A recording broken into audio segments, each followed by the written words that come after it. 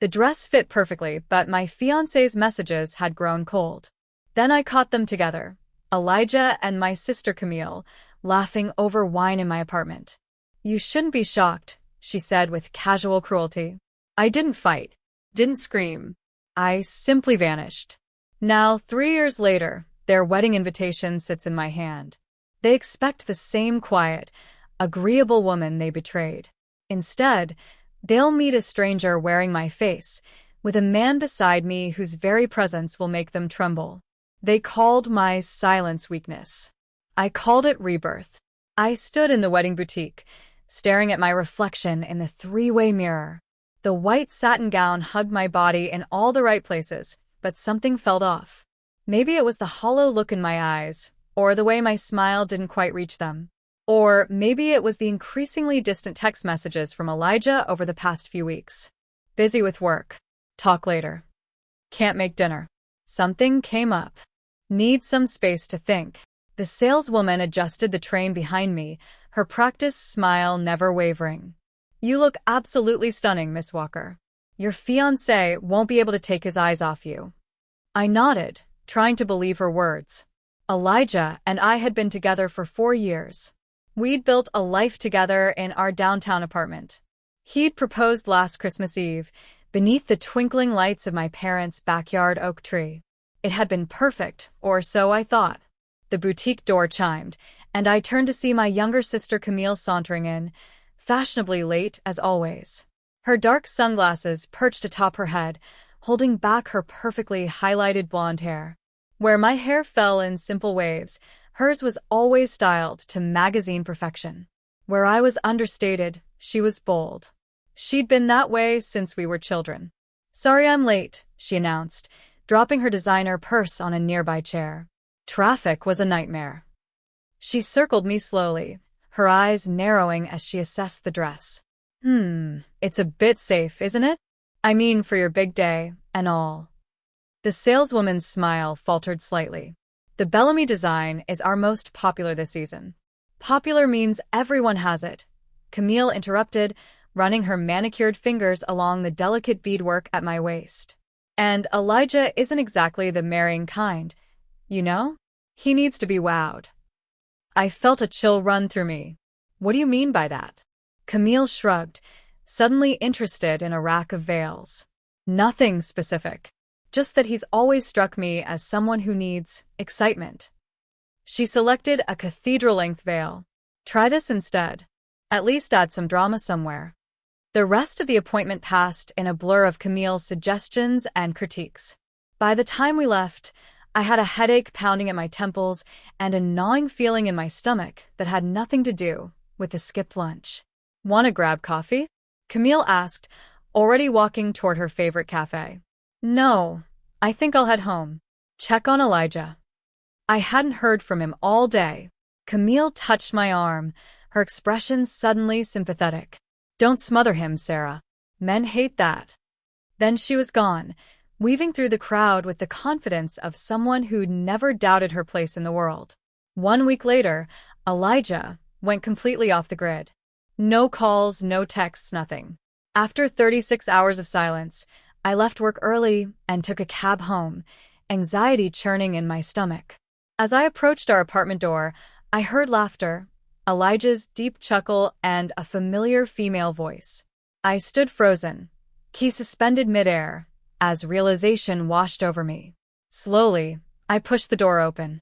There they sat at our kitchen island, Elijah and Camille, wine glasses in hand, heads bent close together over what looked like brochures. They didn't notice me at first, and I watched as Camille touched his arm, leaning in to point at something on the glossy paper. The Amalfi Coast would be amazing, but what about? She stopped abruptly when she spotted me, her smile faltering for just a moment before returning full force. "Sarah, you're home early." Elijah straightened, running a hand through his dark hair. "Hey, babe. Camille just stopped by to help with some ideas." I set my purse down carefully, my movements deliberate as I fought to keep my voice steady. "Ideas for what?" A silent look passed between them, a private language I wasn't privy to. In that moment I knew. The truth hit me with stunning clarity. This wasn't new. This had been happening right under my nose. Sarah, Elijah began, standing up. We need to talk. Camille stayed seated, swirling her wine with practiced nonchalance. Don't look so shocked, Sarah. You've been drifting apart for months. Everyone's noticed. Everyone, I echoed. It's not like that, Elijah interjected, but his eyes said otherwise. Then what is it like? My voice was surprisingly calm, even as I felt my world collapsing inward. Camille sighed dramatically. You shouldn't be shocked. You never challenged him. You were always so comfortable. She said the word like it was a disease. Some men need more. I looked between them, my fiancé and my sister, as the full weight of their betrayal pressed down on me. How long? Elijah had the decency to look away. Sarah, I'm sorry. 3 months, Camille cut in, but it's been building for longer. These things don't just happen overnight. 3 months. While I'd been planning our wedding, while I'd been choosing flowers and tasting cakes and trying on dresses, I expected tears, screaming, the dramatic scene this moment deserved. Instead, I felt oddly calm, like I was floating above the situation, watching it happen to someone else. I see. I picked up my purse again. I'll stay at Julia's tonight. I'll get my things later. Sarah, wait. Elijah called, but I was already closing the door behind me. I spent the night at my best friend's apartment, staring at the ceiling as she cursed Elijah and Camille, offering wine and ice cream and revenge plots. I accepted the first 2, but declined the third. I wasn't angry yet, just numb. The next day, I went to my parents' house, hoping for comfort, for outrage on my behalf. Instead, I got careful neutrality that felt worse than taking sides. These things happen, honey, my mother said, patting my hand across the kitchen table. Remember when you were little and Camille would take your toys? You never fought back then either. This isn't about a stolen doll, Mom. It's my fiancé. My father cleared his throat, uncomfortable with emotional discussions as always. Camille has always been the passionate one. Maybe they were just meant to be. I stared at them in disbelief. Even now, Camille was the one they worried about, the one they made excuses for. I'd spent my life being the responsible daughter, the steady one, the one who wouldn't cause trouble. And my reward was this: betrayal met with a shrug. That night, I made a decision. I wouldn't cause a scene. I wouldn't beg for explanations or closure. I would simply disappear. By morning, I'd packed my essentials, withdrawn half the money from our joint account, leaving Elijah more than his fair share, and booked a one-way ticket out of the city. No goodbyes, no scenes. Just an absence. As the plane took off, I thought to myself, they thought I'd disappear in silence. They had no idea silence was the start of reinvention. 6 months later, I received a thick cream envelope in the mail. Inside was a wedding invitation, embossed with gold lettering. Camille Walker and Elijah Bennett cordially invite you. Attached was a sticky note in Camille's looping handwriting. Hope you're over it by now. Would love to have you there.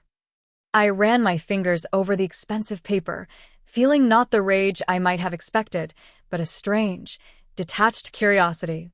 Who are these people to me now? Who was I to them? I RSVP'd yes, writing a brief note. Wouldn't miss it. That night, I stood before the mirror in my small coastal apartment, studying the woman I'd become. Stronger, steadier, sculpted by loss into something unexpected. Let them see what they turned me into, I whispered to my reflection. Nova Scotia welcomed me with gray skies and the constant rhythm of waves against rocky shores. The fishing town of Blue Harbor was exactly what I needed, a place where no one knew me as Elijah's fiancé or Camille's sister. Here, I was just Sarah Walker, the quiet American who rented the cottage at the end of Lighthouse Road. For the first 2 months, I barely spoke to anyone beyond essential interactions at the grocery store or local cafe. I walked the windswept beaches, let the salt air scour away my old life, and tried to rediscover the artist I'd been before Elijah, before I'd set aside my creative dreams for more practical existence. It was during one of these walks that I first encountered Lenox Vale's sculptures, massive driftwood and metal creations rising from the beach like ancient sentinels. I stood transfixed, feeling something stir within me that had been dormant for too long. They're not for sale, if that's what you're wondering. I turned to find a tall, weathered man watching me from a few yards away. His silver hair whipped in the coastal wind, and his piercing blue eyes seemed to look through me rather than at me. I wasn't looking to buy, I replied. Just feeling. Something shifted in his expression, the barest hint of interest. And what do they make you feel? I considered the question seriously, studying the twisted wood and oxidized metal. Like something broken can become something powerful. He nodded once, then turned and walked away without another word. The next day, I learned from the cafe owner that I'd met Lennox Vale, once a celebrated figure in the London art world before a scandal involving a wealthy patron's wife had sent him into self-imposed exile. Now, he created his massive sculptures in solitude, selling them through a gallery in New York for sums that allowed him to live comfortably while shunning the art world that had once embraced him. A week later, I found myself at the dirt road leading to his isolated studio. I wasn't sure what I was doing there, only that the encounter on the beach had awakened something in me. "Come to feel again?" he asked when he found me standing outside his workshop. "I came to learn," I answered. He studied me for a long moment. "I don't take students." "I'm not asking to be a student.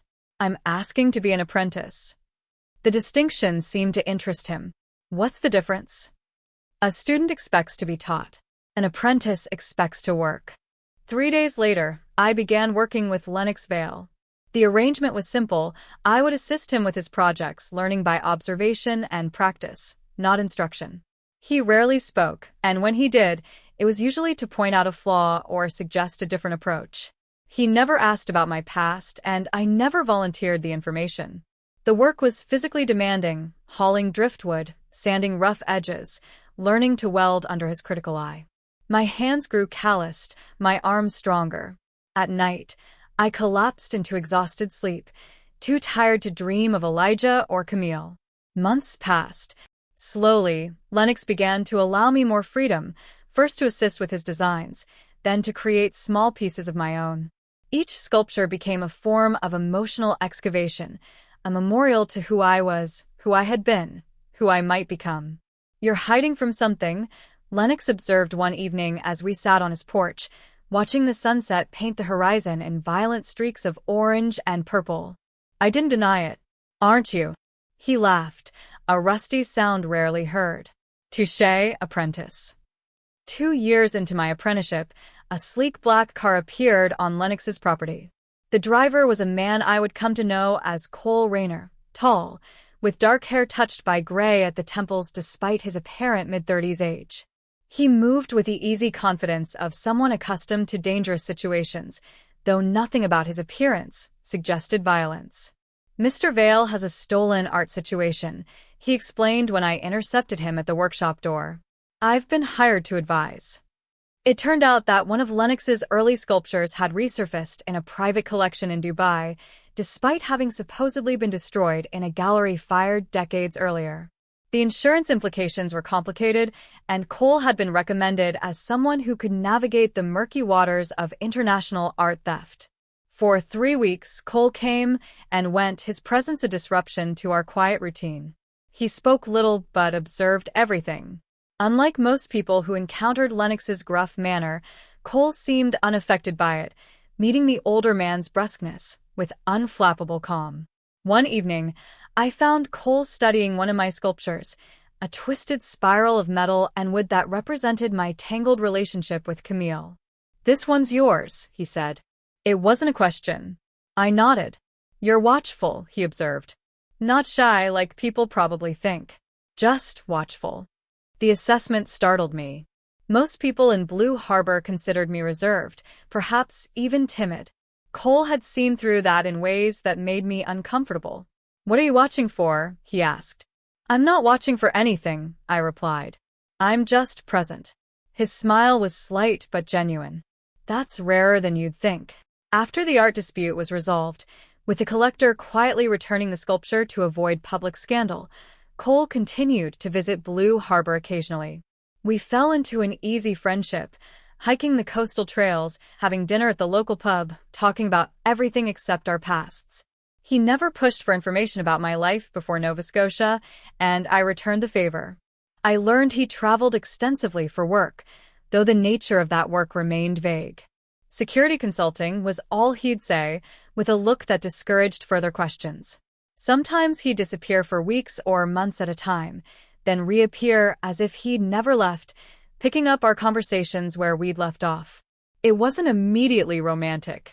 There was an attraction there, certainly, but we circled it cautiously, like wary animals sensing both opportunity and danger. Then he vanished for 6 months, without a word. I told myself I didn't mind, that this was the nature of our undefined relationship, but I found myself watching the road more often, hoping to see his car appearing through the mist. When he finally returned, it was autumn. I was gathering driftwood on the beach when I sensed his presence before I saw him. "You're back," I said without turning around. "I'm back," he confirmed, coming to stand beside me at the water's edge. "For how long?" "That depends." I finally looked at him. "On what?" "On whether you're going to that wedding." I blinked, surprised. "What wedding?" "The one you keep the invitation for. In your drawer. Under your sketchbooks." I should have been disturbed by his knowledge of something so private, but instead, I felt a strange relief at having it acknowledged. "How did you know about that?" He shrugged. "I notice things. It's what I do." We stood in silence for several minutes, watching the waves. "I'll go with you," he said finally. "If you want. If you're not going to war." The offer hung between us, simple, direct, uncluttered by explanations or conditions. "Yes," I said after a long moment. "But it's not war. It's just archaeology." He raised an eyebrow. "Digging up the past." "Understanding it," I corrected. "Before burying it properly." That night, for the first time, Cole stayed. As we lay together in the darkness, I still didn't tell him about Camille or Elijah. Some excavations needed to be done alone. The flight back to my hometown felt like traveling backward in time. With each passing mile, I could feel my past self stirring, whispering old insecurities in my ear. Cole sat beside me, reading a worn paperback, occasionally brushing his hand against mine, a silent reminder of who I was now, not then. He carried presence without effort, not flashy or attention-seeking, but unshakable. In his charcoal suit and crisp white shirt, he looked successful, but not showy. His quiet confidence drew glances from other passengers, but his attention remained entirely on his book, or on me. "You okay?" he asked as the plane began its descent. "Fine," I replied automatically. He closed his book. "Try again." I smiled despite myself. Nervous, but ready. The buzz of my phone interrupted the moment, a text from Camille. "OMG, you're actually coming. Didn't know you were still alive. So dramatic. Can't wait to meet your little date." Cole glanced at the message but said nothing. He didn't need to. The dismissive tone, the infantilizing language, it was pure Camille, reducing my pain to drama, my life choices to attention-seeking. My parents had insisted we stay at their house rather than a hotel. To catch up properly, my mother had said on the phone, her voice strained with forced cheerfulness. As we pulled into their driveway in our rental car, I felt my shoulders tightening. "We can still get a hotel," Cole murmured. I shook my head. "No. I need to do this." The front door opened before we reached it, my mother appearing with her arms outstretched. "Sarah?" "Oh, it's been too long." She embraced me with the enthusiastic affection of someone performing for an audience. Over her shoulder, I saw my father hanging back, hands in his pockets, offering an awkward smile. "And you must be Cole," my mother continued, turning her attention to him. "We've heard. Well, actually, we haven't heard anything about you. Sarah's been so mysterious." "A pleasure to meet you, Mrs. Walker," Cole replied, his tone warm but measured. Inside, the house looked exactly as I remembered, the same floral prints, the same family photos on the walls. I noticed that the graduation picture of me had been moved to a less prominent position, while Camille's modeling headshots dominated the mantel. My father cleared his throat. Camille and Elijah are coming for dinner. Thought it would be good for everyone to reconnect before the wedding. I felt Cole's hand at the small of my back. Steady, grounding. That sounds perfect, I said, surprised by how calm I felt. 2 hours later, the doorbell rang. I was upstairs changing for dinner when I heard Camille's familiar laugh echoing through the house. Musical, practiced, designed to draw attention. Deep breath, I told my reflection in the guest bathroom mirror. The woman looking back at me was not the same one who had fled this town 3 years ago.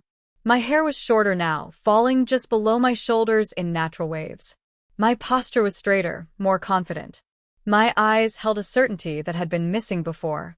When I descended the stairs, the conversation in the living room fell silent.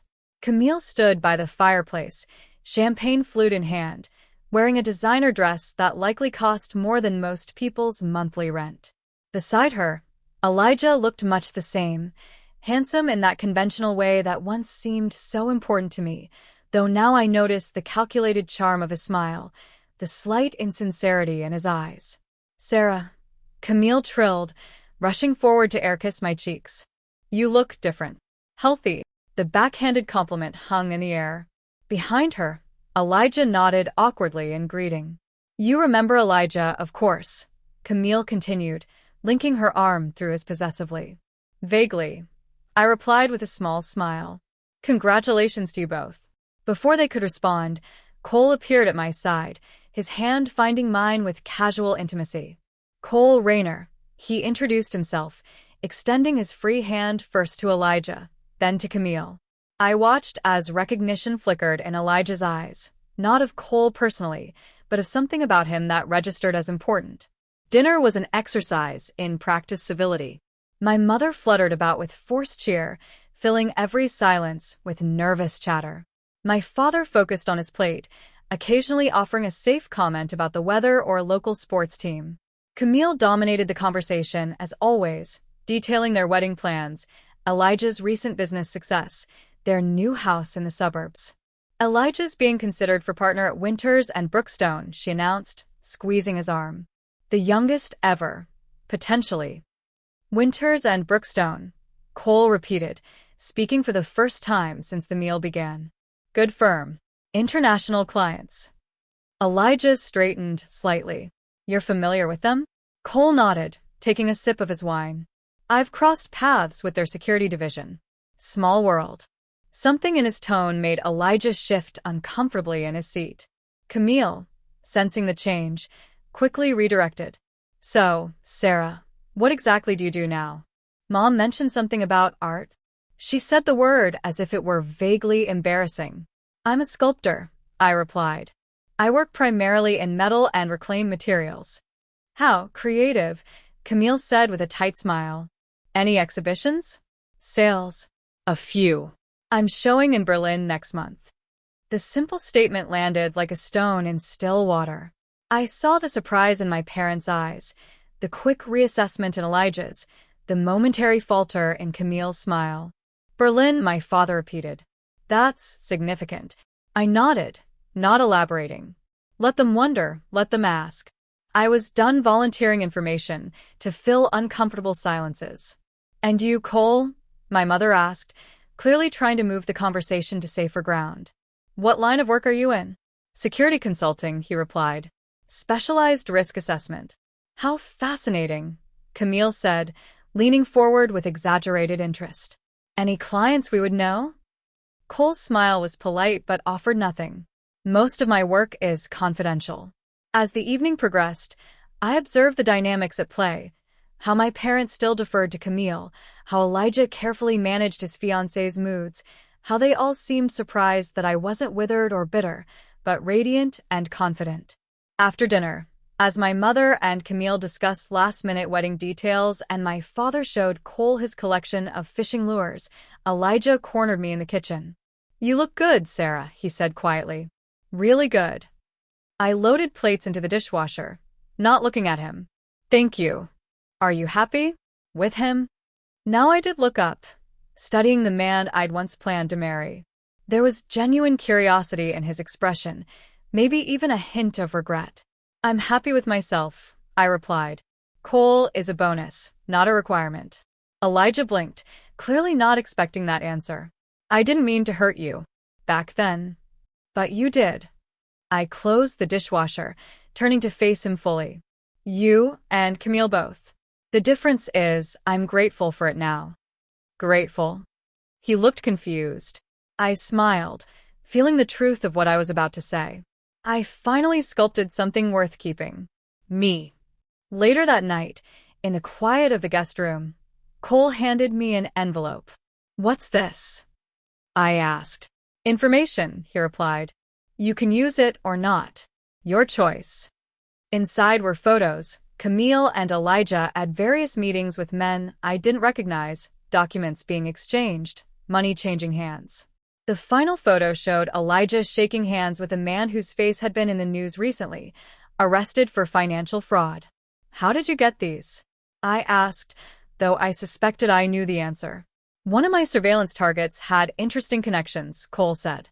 I recognized your ex from the wedding invitation. Did some digging. I spread the photos on the bed, taking in their implications.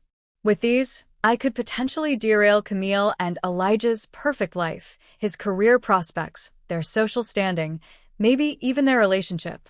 Use it or don't, Cole said, watching me carefully. I came for you, not for games.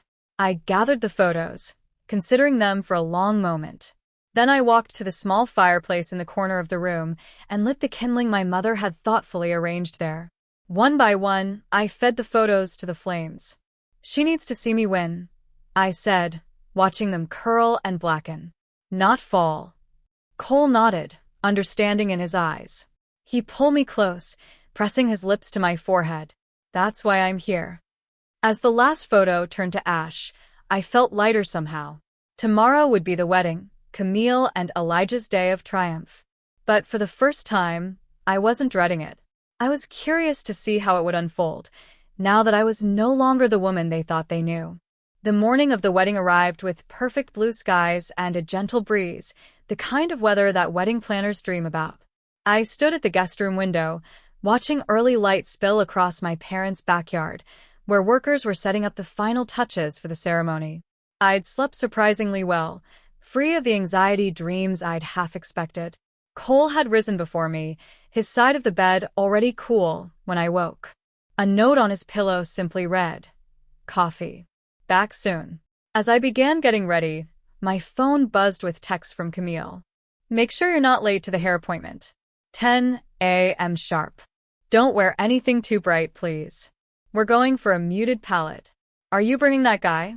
Mom says he's intense." I smiled at the last one. Cole was intense, but in a contained way that most people couldn't quite place. His presence didn't demand attention. It commanded respect.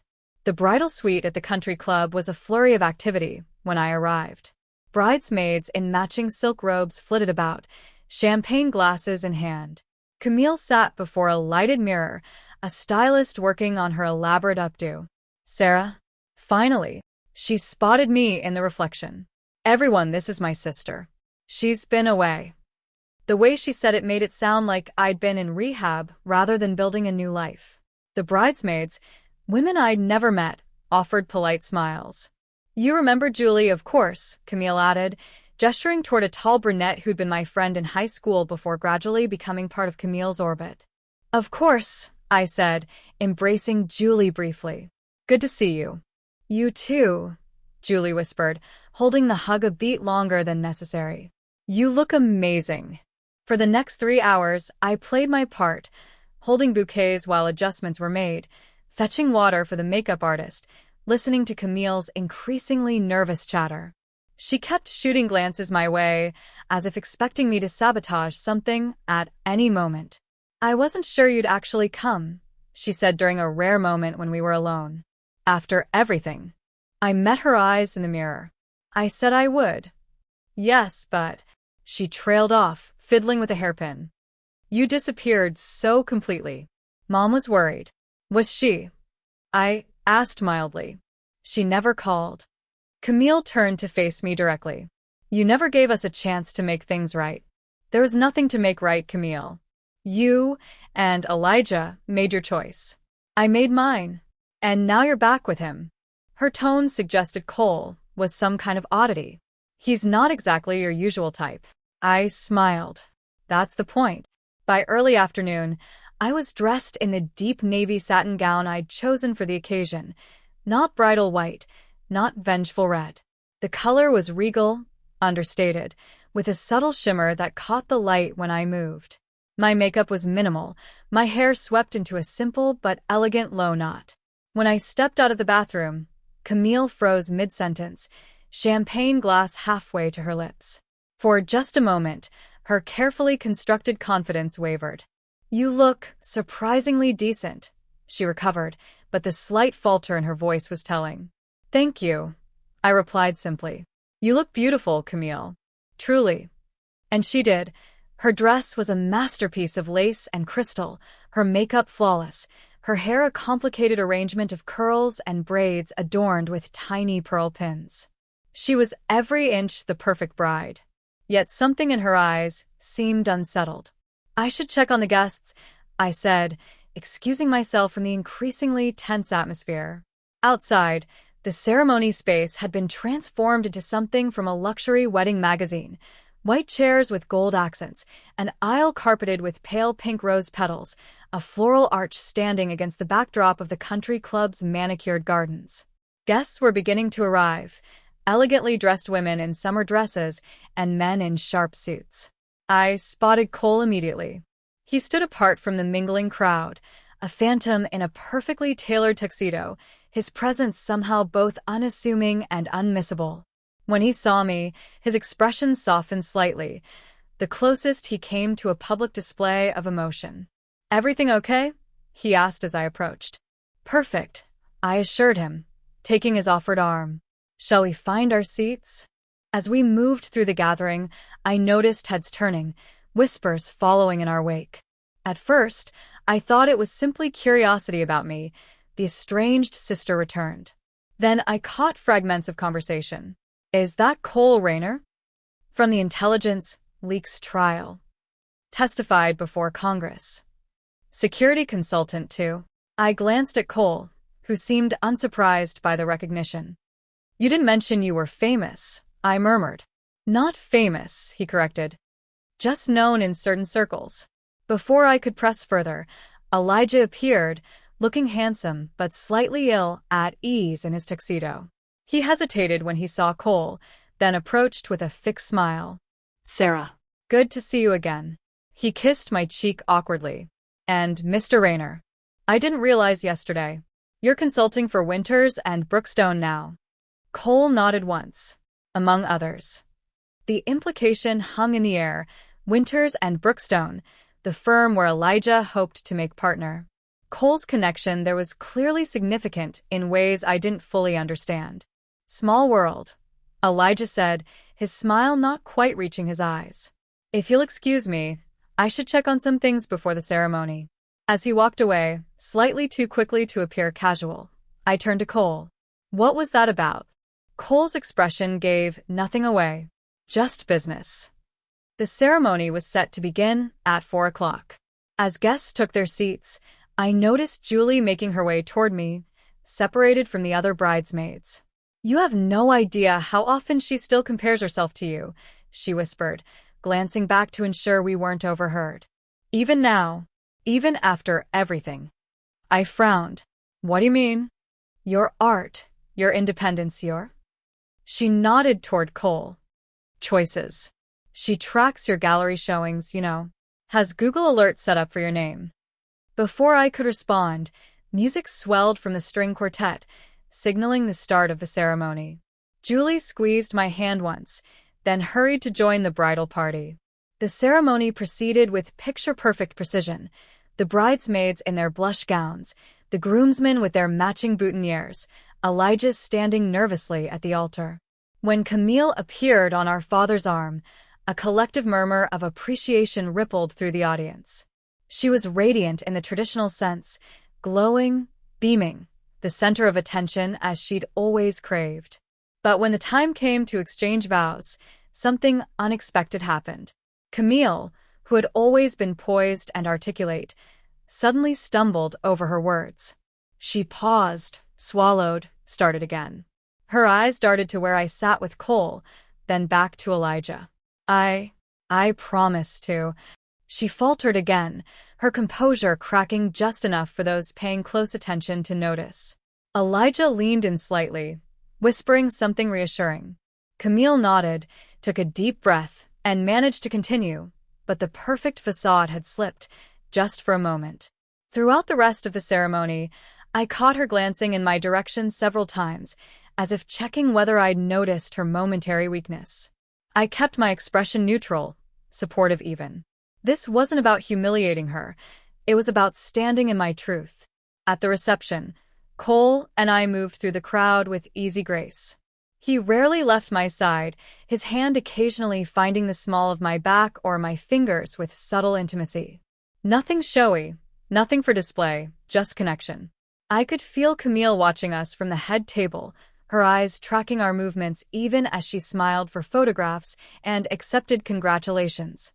"Dance with me," Cole said as the band began playing a slow, melancholy tune. On the dance floor, he held me close, his movements confident but gentle.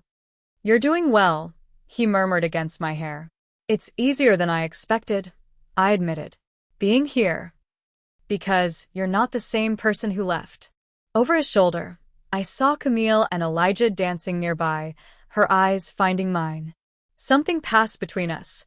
A question, perhaps, or a recognition. When the time came for toasts, I was surprised to hear the wedding planner announce my name. Camille must have added me to the program at the last minute, a test, perhaps, or a peace offering. I rose, champagne glass in hand, feeling hundreds of eyes on me. The room fell silent, anticipation hanging in the air. What would the betrayed sister say? To Camille and Elijah, I began, my voice steady. Life takes us on unexpected journeys. Sometimes the paths we think we should walk aren't the ones meant for us.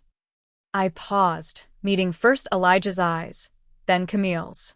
I wish you both a journey of growth, of discovery, and of truth. To love that teaches, and to loss that reveals. Simple, sincere, and utterly disarming. I saw confusion in Camille's eyes.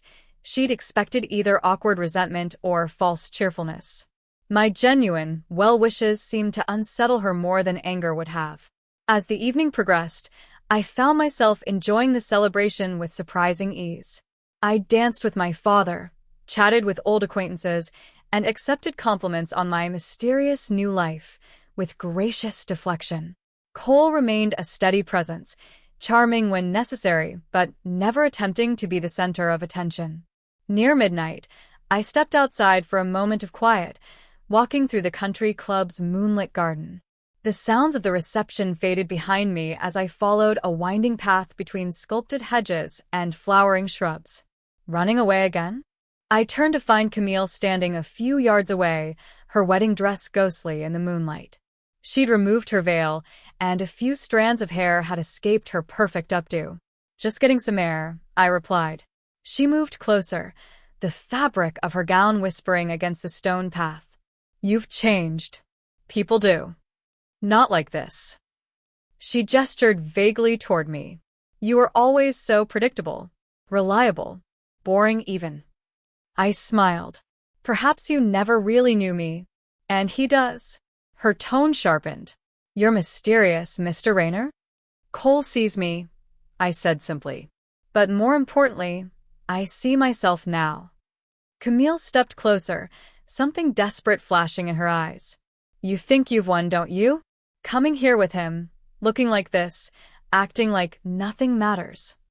I studied my sister. Beautiful, accomplished, newly married, and somehow still unsatisfied. Still competing against a ghost of me that had never existed. "I'm not playing, Camille," I said softly. "That's what you don't understand. There's no game, no score, no winning or losing. There's just life moving forward." She opened her mouth as if to argue, then closed it again. For perhaps the first time since we were children, Camille had no ready response. "You should get back," I suggested gently. It's your wedding night. Your husband will be looking for you. She lingered for a moment longer, searching my face for something, resentment, perhaps, or the weakness she'd always exploited. Finding neither, she finally turned and walked away, the train of her wedding dress trailing behind her like a surrendered flag. The morning after the wedding, Cole and I checked out of my parents' house and into a hotel downtown. We'd planned to stay 3 more days, time enough for a few family obligations before returning to Nova Scotia. Breakfast, Cole suggested, already dressed and checking something on his phone. I stretched, watching him from the bed. You're up early. Old habits. He set his phone down. Your pictures in the society pages. Local celebrity returns with mysterious date. Already. I groaned. Small town memories. He showed me the photo, a candid shot from the reception, Cole and I dancing. The caption mentioned my return after a lengthy absence and identified Cole simply as security consultant Cole Rayner, whose testimony during last year's intelligence leaks trial made international headlines. You never told me about that, I said, studying his face. He shrugged. It wasn't relevant to us. And now it might be. He sat on the edge of the bed. The photo will circulate. People will talk. Your sister won't like it. I hadn't considered that angle, that our simple presence at the wedding might overshadow Camille's perfect day in the local gossip mill. Not because of me, but because of Cole's apparently noteworthy background. Over the next 2 days, I began to understand what he meant. My phone buzzed constantly with messages from old acquaintances suddenly eager to reconnect. My mother called, fishing for information about Cole with poorly disguised curiosity. Even my father, typically uninterested in social matters, asked pointed questions about, what exactly does your young man do? Meanwhile, Camille's social media fell conspicuously silent. No wedding photos, no honeymoon updates, unusual for someone who typically documented every achievement in real time for her followers. On our 3rd day in town, over coffee at a cafe where I'd once worked during college summers, Cole showed me a news alert on his phone. Elijah's name appeared in a financial bulletin announcing that the partnership position at Winters and Brookstone had been filled by someone else. Did you do that? I asked quietly. Cole shook his head. I didn't need to. When they saw him with me at the wedding, they would have run additional checks. His own records spoke for themselves. I considered this, feeling strangely detached. Camille will be devastated. She'd already told everyone it was a sure thing. Actions have consequences, Cole replied simply. Later that afternoon, my mother called again, her voice tight with controlled panic. Did you hear about the Lakeside Heights development? The one Camille and Elijah put a deposit on for their new house. I hadn't, but I could guess from her tone. What happened? The whole thing collapsed. Some scandal with the property appraisals being falsified. They'll get their deposit back, but the house, the neighborhood, it was supposed to be the most exclusive new development in the county.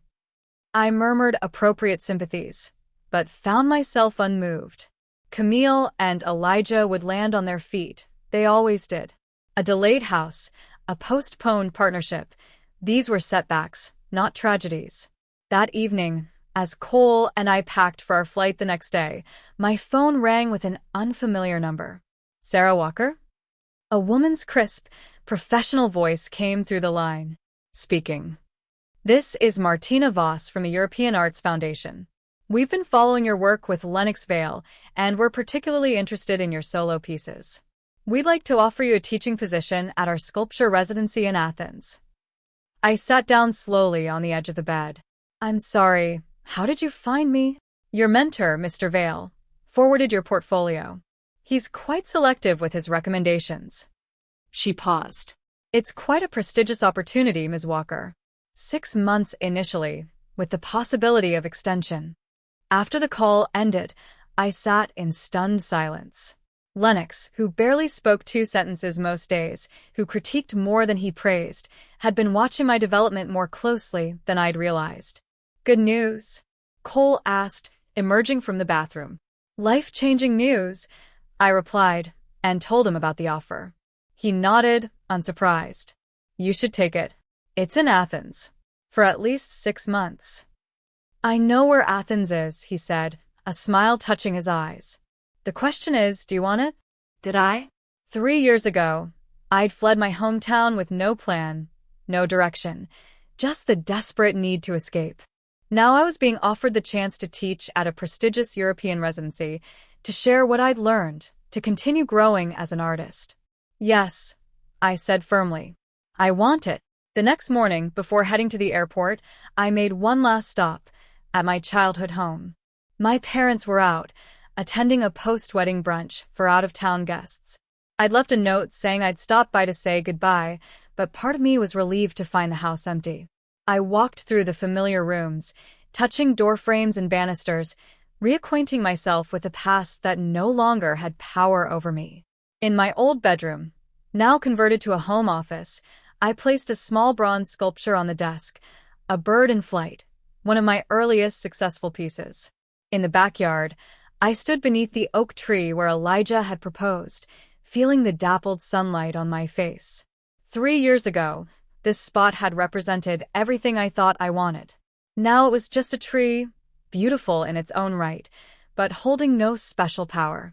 I was about to leave when a car pulled into the driveway, not my parents' sedan, but Camille's white SUV.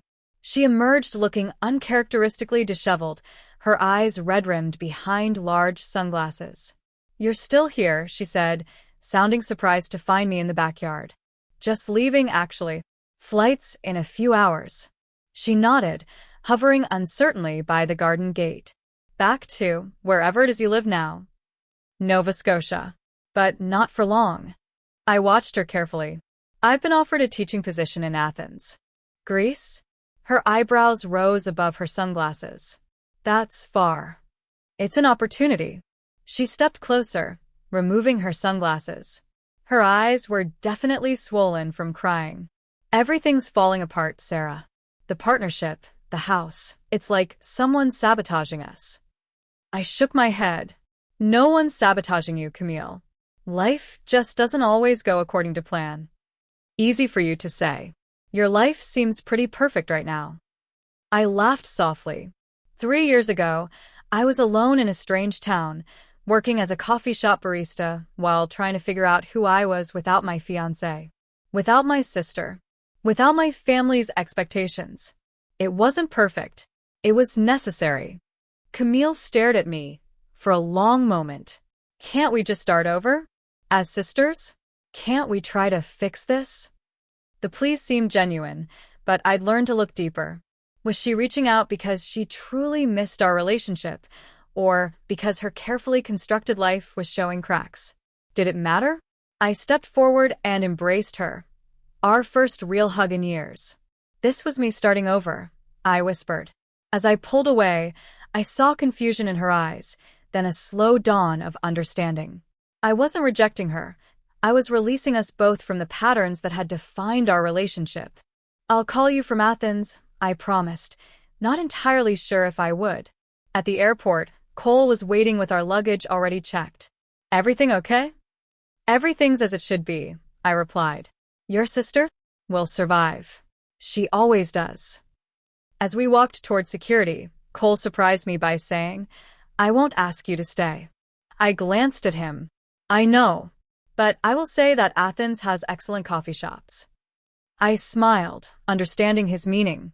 "Are you saying you'll meet me there?" "I'm saying we both have work to do. Different cities, different paths. But paths can converge." "Is that a promise?" He shook his head.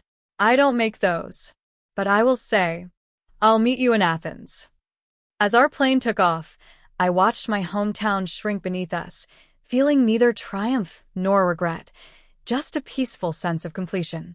6 months later, I stood on the balcony of my small apartment in Athens, watching the morning light paint the ancient city gold. Below, narrow streets were coming alive with vendors setting up for the day, locals hurrying to work, tourists consulting maps on their phones. My teaching position at the sculpture residency had evolved into something deeply satisfying. 3 days a week, I worked with young artists from across Europe and beyond, guiding them through techniques I'd learned from Lennox, but also encouraging them to find their own voice, their own relationship with their materials. The other days, I worked on my own pieces in a small studio I'd rented near the Acropolis. My work had taken on a new dimension here, influenced by the ancient art surrounding me, the quality of Mediterranean light, the rhythm of a city where old and new existed in constant conversation. Cole and I lived our lives separately but often together. His work still took him around the world, sometimes disappearing for weeks at a time, but he always returned, to Athens, to me. We maintained our own spaces, our own routines, finding freedom in the lack of traditional expectations. No marriage, no labels, he'd said once. Just truth. And it was true, truer than anything I'd experienced before. When we were together, we were fully present. When apart, we were complete in ourselves. It wasn't a relationship built on need or fear of loneliness, but on choice and mutual respect. I hadn't heard from Camille in months. After a flurry of texts and emails following my departure, alternating between apologies and accusations, she'd fallen silent. Through my mother, I learned that she and Elijah had moved to a smaller house, that he'd taken a position at a less prestigious firm. Their perfect life had adjusted to reality. Then, one morning, an email appeared from an unfamiliar address, c.walkerbennett@gmail.com. I tell people I lost a sister to art. It sounds poetic that way. Less humiliating than the truth. No greeting, no signature. Just that single line. I didn't respond, unsure what response would even mean. A week later, I noticed Elijah's name in a financial newsletter Cole sometimes read. A minor mention in an audit investigation. Nothing criminal, just questionable judgment in certain investment decisions. A footnote in someone else's story. In early spring, my sculpture Inheritance was displayed at a gallery in Berlin. A large piece combining bronze, stone, and reclaimed wood. It depicted two female forms, not quite embracing, not quite fighting, but inexorably connected. Critics described it as bleeding restraint and hauntingly familiar. During the opening night reception, a young German art student asked what had inspired it. A wedding invitation, I replied honestly, and a man with no shadow. She tilted her head, considering the piece again. The figures, they are sisters? I smiled. They are what you see in them. Cole attended the gallery opening anonymously, watching from the periphery, as was his habit. He never sought to share my spotlight or insert himself into my professional world. Later that night, I found a note slipped under my hotel room door. Still not playing. Just living. See. I carried those words with me back to Athens, where spring was turning the city lush and fragrant. At the residency, a new group of students had arrived, including a young woman named Sophie, whose portfolio had immediately caught my attention. Your work has such confidence, I told her during our first one-on-one session, but also vulnerability. She shrugged, eyes downcast. My family thinks I'm wasting my time. Art isn't a real career. I recognized the look in her eyes, that fierce determination overlaying deep uncertainty. The same eyes I'd had the day I left everything behind. What does your art give you that nothing else does? I asked. She considered the question seriously. A voice that's just mine. Not my parents', not my teachers', not my friends'. Just mine. Then it's already serving its purpose, I told her. Everything else is secondary. Over the following weeks, I watched Sophie's talent unfold, her confidence grow.